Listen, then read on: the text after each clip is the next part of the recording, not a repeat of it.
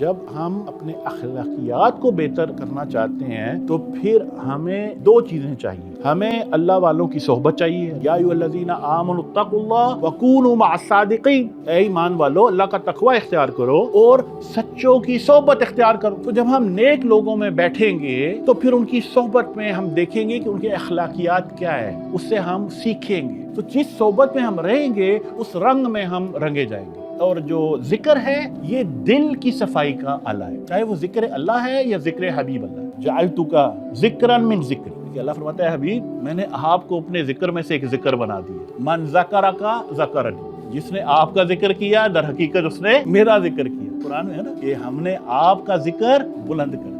تو جہاں اللہ کا نام لیا جائے گا وہاں تو اللہ کے حبیب کا نام لازمی لیا جائے گا. ہو ہی نہیں سکتا کہ آپ صرف ذکر اللہ کریں اور رسول اللہ صلی اللہ علیہ وسلم نہ کریں. آپ صلی اللہ علیہ وسلم فرماتے ہیں لِكُلِّ شَيْءٍ سَقَالَةٌ وَسَقَالَةُ الْقُلُوبِ ذِكْرُ اللَّهِ, کہ ہر چیز کی صفائی کا ایک آلہ ہے اور دلوں کی صفائی کا آلہ جو ہے وہ اللہ کا ذکر ہے. تو جب ہم اللہ اللہ اللہ کرنا شروع کر دیں گے تو یہ دل پر جو زنگ, جو میل, جو گند ہے یہ نکلنا شروع ہوگا. جب دل صاف ہوگا تو وہ متقی ہوگا اور پھر محتاط ہو جائے گا کہ مجھ سے کوئی ایسا لفظ نہ نکل جائے جس سے میرا رب مجھ سے ناراض ہو جائے.